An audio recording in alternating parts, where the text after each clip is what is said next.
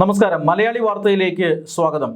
കഴിഞ്ഞ ദിവസം രാത്രിയോടുകൂടി ഉണ്ടായ ഒരു വലിയ പ്രഖ്യാപനം അന്താരാഷ്ട്ര തലത്തിൽ വലിയ ചർച്ചകൾക്ക് വഴിവെച്ചിരുന്നു. ആ പ്രഖ്യാപനം മറ്റൊന്നുമല്ല, UAE എന്ന യുണൈറ്റഡ് അറബ് എമിറേറ്റ്സ് എന്ന രാജ്യം ഒപ്പക് എന്ന് പറയുന്ന ഒരു എണ്ണ ഉൽപ്പാദക രാജ്യങ്ങളുടെ സംഘടനയിൽ നിന്നും പുറത്തു കടന്നിരിക്കുന്നു. ഞങ്ങളിനി ഒപ്പക്കിൽ തുടരാനില്ല, ഞങ്ങൾക്ക് കടുത്ത അഭിപ്രായ വ്യത്യാസങ്ങളുണ്ട് എന്ന് പറഞ്ഞുകൊണ്ട് മെയ് 1 മുതൽ ഞങ്ങൾ ഈ സംഘടന വിടുകയാണ് എന്ന പ്രഖ്യാപനമാണ് ഇന്നലെ UAE നടത്തിയത്. സത്യത്തിൽ ലോകത്തെ ഞെട്ടിച്ച, പ്രത്യേകിച്ചും അറബ് രാജ്യങ്ങളെ ഞെട്ടിച്ച, ഗൾഫ് മേഖലയിലെ രാജ്യങ്ങളെ ഒന്നാകെ ഞെട്ടിച്ച ഒരു പ്രഖ്യാപനമാണ് കഴിഞ്ഞ ദിവസം UAEയുടെ ഭാഗത്തു നിന്നും വന്നത്. ഒപ്പക് എന്ന് നമുക്കറിയാം, എണ്ണ ഉൽപ്പാദക രാജ്യങ്ങളുടെ ഒരു കൂട്ടായ്മയാണ്. ഏതാണ്ട് 1960 മുതൽ ലോകത്തിലെ തന്നെ എണ്ണ വിപണിയെ നിയന്ത്രിക്കുന്ന ഒരു സംഘടനയാണ് ഒപ്പക്. 1960-ലാണ് ഈ സംഘടനയ്ക്ക് രൂപം നൽകുന്നത്. ഇറാനും ഇറാഖും അതുപോലെ തന്നെ കുവൈറ്റും സൗദി അറേബ്യയും വെനസ്വേലയും ചേർന്നുകൊണ്ടാണ് ഈ ബാഗ്ദാദിൽ ഇങ്ങനെ ഒരു സംഘടനയ്ക്ക് രൂപം നൽകുന്നത്. ഈ സംഘടനയുടെ രൂപീകരിക്കുന്നതിൻ്റെ ഉദ്ദേശം തന്നെ എണ്ണ ഉൽപ്പാദക രാജ്യങ്ങളുടെ ഒരു സ്വാധീനം വർദ്ധിപ്പിക്കുക, അവരുടെ ഒരു വിലപേശാനുള്ള ശക്തി വർദ്ധിപ്പിക്കുക, ഒരുമിച്ച് നിന്ന് ലോകത്തെ നേരിടുക, ഈ എണ്ണ വിപണിയെ നിയന്ത്രിക്കുക എന്നതൊക്കെയായിരുന്നു ഒപ്പക്കിൻ്റെ ഒരു രൂപീകരണ ഉദ്ദേശം. പക്ഷേ കാലാന്തരത്തിൽ ഒപ്പക് ഒരു ഏറ്റവും വലിയ ഒരു സമ്മർദ്ദ ശക്തിയായി മാറി. ലോകമെമ്പാടുമുള്ള രാജ്യങ്ങൾ തീർച്ചയായും എണ്ണ ഉൽപ്പാദക രാജ്യങ്ങളെ പെട്രോളിയം ഉൽപ്പന്നങ്ങൾക്ക് വേണ്ടി ആശ്രയിക്കുന്ന രാജ്യങ്ങളാണ്. ഇന്ത്യ അടക്കമുള്ള രാജ്യങ്ങൾ പെട്രോളിയം ഉൽപ്പന്നങ്ങൾ ഏറ്റവും കൂടുതൽ ഇറക്കുമതി ചെയ്യുന്ന രാജ്യങ്ങളാണ്. അതുകൊണ്ട് തന്നെ ഈ എണ്ണ വിപണിയിൽ എത്രമാത്രം എണ്ണ എത്തുന്നു എന്നുള്ളതിനെ അനുസരിച്ചായിരിക്കും എണ്ണയുടെ വില. എണ്ണയുടെ വിലയടക്കം നിയന്ത്രിക്കുന്നതിൽ, അല്ലെങ്കിൽ അവർക്കാവശ്യമുള്ളപ്പോൾ വില വർദ്ധിപ്പിക്കുക, അവർക്കാവശ്യമുള്ളപ്പോൾ വില കുറയ്ക്കുക എന്നിങ്ങനെയൊക്കെയുള്ള അജണ്ടയുമായിട്ടാണ് ഒപ്പക് കഴിഞ്ഞ കുറേ നാളായി പ്രവർത്തിച്ചു വരുന്നത്. ആദ്യം 5-6 രാജ്യങ്ങൾ ചേർന്നിട്ടാണ് ഈ സംഘടനയ്ക്ക് രൂപം കൊടുത്തതെങ്കിൽ ഇന്ന് ഒട്ടനവധി രാജ്യങ്ങൾ, ഈ എണ്ണയുൽപാദക രാജ്യങ്ങൾ ഈ സംഘടനയിൽ നിലവിലുണ്ട്. അതായത് ഇന്ന് 12ഓളം രാജ്യങ്ങൾ ഒപ്പക്കിലുണ്ട്. മാത്രമല്ല ഈ ഒപ്പക് രാജ്യങ്ങൾ മറ്റ് ചില പുറത്തുള്ള ചില എണ്ണ ഉൽപാദക രാജ്യങ്ങളെ കൂടി കൂട്ടിക്കൊണ്ട് മറ്റൊരു സഖ്യം, ഒപ്പക് പ്ലസ് എന്ന് പറയുന്ന മറ്റൊരു സംഘടന കൂടി ഇവർ രൂപീകരിച്ചിട്ടുണ്ട്. ഒപ്പക്കും ഒപ്പക് പ്ലസും എന്നിങ്ങനെ 2 സംഘടനകളാണ് കഴിഞ്ഞ കുറേ നാളുകളായി. 2016-ലാണ് ഒപ്പക് പ്ലസിന് രൂപം നൽകുന്നത്. അതിനുശേഷം എണ്ണ വിപണിയെ പൂർണ്ണമായും നിയന്ത്രിക്കുന്ന ഒരു സംഘടനയായി ഈ 2 സംഘടനകളും മാറി. നിരവധി രാജ്യങ്ങളുടെ സാമ്പത്തിക ശേഷി അല്ലെങ്കിൽ സമ്പദ് വ്യവസ്ഥയെ പോലും നിയന്ത്രിക്കുന്ന തരത്തിലുള്ള ഒരു ശക്തിയായി ഈ ഒപ്പക് മാറുന്നു. കാരണം എണ്ണയുടെ വില അനുസരിച്ചിട്ടാണ് പല രാജ്യങ്ങളുടെയും സമ്പദ്ഘടന മുന്നോട്ട് ചലിക്കുന്നത്. ഇന്ത്യയെ പോലെയുള്ള രാജ്യങ്ങൾക്ക് എണ്ണ വില വർദ്ധിക്കുന്നത് ഒരു കാരണവശാലും നല്ലൊരു സൂചനയല്ല. ഇന്ത്യയുടെ കറണ്ട് അക്കൗണ്ട് വലിയ രീതിയിൽ അത് ബാധിക്കപ്പെട്ടേക്കാം. ഇന്ത്യയിൽ വിലക്കയറ്റം ഉൾപ്പെടെയുള്ള കാര്യങ്ങൾ ഉണ്ടാവുകയും ചെയ്യും. ഇന്ത്യ ഒരു സാമ്പത്തിക മാന്ദ്യത്തിലേക്ക് പോവുകയും ചെയ്യും.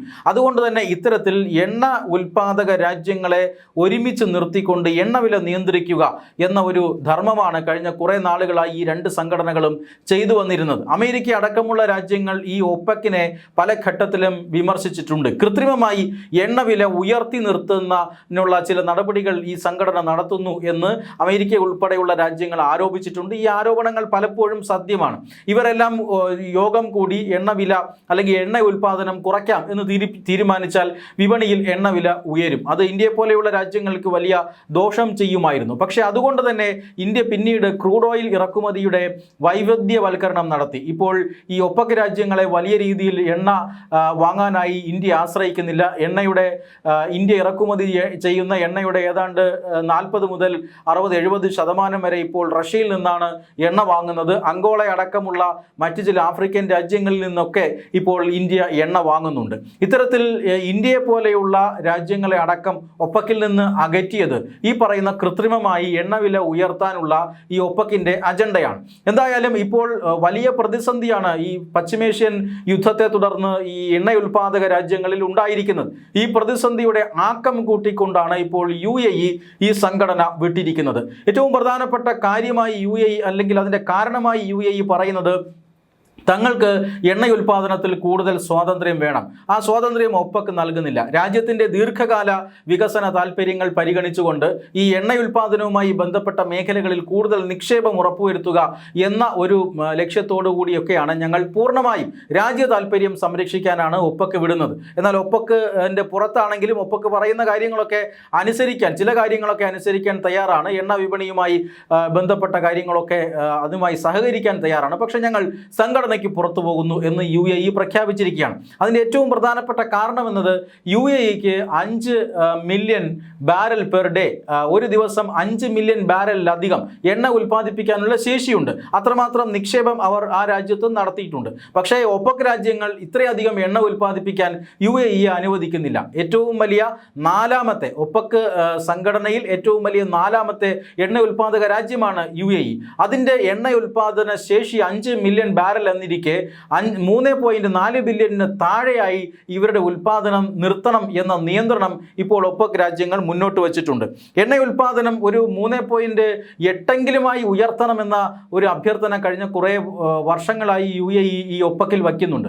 പക്ഷേ അതിനെ ചില രാജ്യങ്ങൾ എതിർക്കുകയാണ്. പ്രത്യേകിച്ചും സൗദി അറേബ്യ UAEയെ ഈ എണ്ണ ഉൽപ്പാദനം വർദ്ധിപ്പിക്കുന്നതിൽ നിന്നും തടയുകയാണ്. ഇതെല്ലാം രാജ്യത്തിൻ്റെ വരുമാനം കുറയ്ക്കുന്നു, രാജ്യത്തിൻ്റെ ഇൻവെസ്റ്റ്മെൻറ്റ് കുറയ്ക്കുന്നു. മാത്രമല്ല രാജ്യത്തിൻ്റെ കപ്പാസിറ്റിക്ക് അനുസരിച്ച് പ്രൊഡക്ഷൻ നടത്താത്തത് കാരണം ഈ മേഖലയിൽ ചില നഷ്ടങ്ങളൊക്കെ ഉണ്ടാകുന്നു. അതുകൊണ്ട് ഞങ്ങൾക്ക് കൂടുതൽ സ്വാതന്ത്ര്യം വേണം, നിങ്ങൾ ഈ പറയുന്നത് പോലെ എണ്ണ ഉൽപ്പാദനം പരിമിതപ്പെടുത്താൻ കഴിയില്ല എന്ന് പറഞ്ഞുകൊണ്ടാണ് ഇപ്പോൾ UAE പുറത്തേക്ക് പോകുന്നത്. മാത്രമല്ല ഇപ്പോൾ പുറത്തേക്ക് പോകാൻ മറ്റൊരു പ്രധാനപ്പെട്ട, അല്ലെങ്കിൽ UAE പുറത്തേക്ക് പറയാത്ത അനൗദ്യോഗികമായ മറ്റൊരു കാര്യം കൂടിയുണ്ട്. അത് മറ്റൊന്നുമല്ല, പശ്ചിമേഷ്യയിലെ സംഘർഷം തന്നെയാണ്. ഇറാൻ ഏറ്റവും പ്രമുഖമായ ഒരു ഒപെക് രാജ്യമാണ്. എന്നിട്ട് പോലും പശ്ചിമേഷ്യയിൽ സംഘർഷം ഉണ്ടായപ്പോൾ ഇറാൻ ആദ്യം ആക്രമിച്ചത് ഒപെക് രാജ്യങ്ങളെയാണ്. മാത്രമല്ല ഒപെക് രാജ്യങ്ങളുടെ കഞ്ഞികുടി മുട്ടിക്കുന്ന രീതിയിൽ ഹോർമൂസ് കടലെടുക്കുക ഇപ്പോൾ ഇറാൻ മുൻകൈയെടുത്ത് അടച്ചിട്ടിരിക്കുകയും ചെയ്യുന്നു. ഇത് എന്ത് തരം സംഘടനയാണ് എന്ന ചോദ്യം UAE ചോദിക്കുന്നുണ്ട്.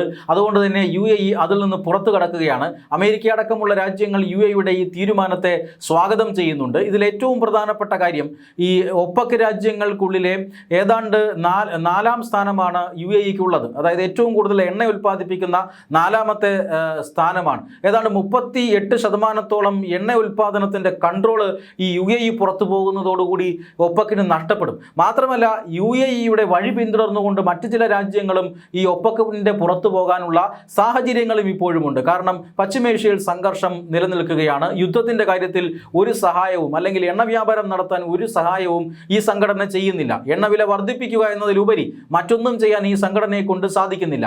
അതുമാത്രമല്ല മറ്റു പല രാജ്യങ്ങളും, ഖത്തർ അടക്കമുള്ള മറ്റു പല രാജ്യങ്ങളും ഇതിനു മുമ്പ് 2019-ലും 2020-ലും എല്ലാം ഈ ഒപെക് രാജ്യങ്ങളിൽ നിന്ന് കൊഴിഞ്ഞുപോക്ക് ഉണ്ടായിട്ടുണ്ട്. ഇപ്പോൾ ഈ UAE പുറത്തു പോകുന്നതോടുകൂടി കൂടുതൽ രാജ്യങ്ങൾ കൊഴിഞ്ഞു പോകുമോ എന്നൊരു ചിന്തയും ഒപെക്കിനുണ്ട്.